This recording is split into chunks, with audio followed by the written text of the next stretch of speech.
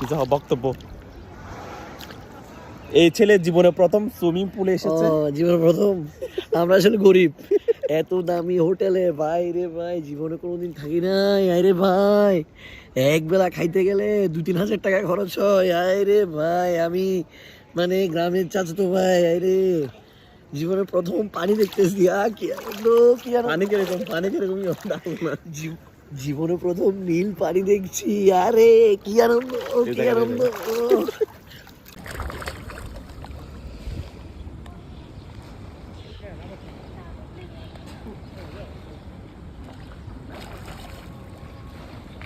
আল্লাহ এটা কি উঠেছে, জলপরি নাকি জলহস্তি? এই এই তুমি কি জলপরি নাকি জলহস্তি? জলপরা। একা একা ডলবো।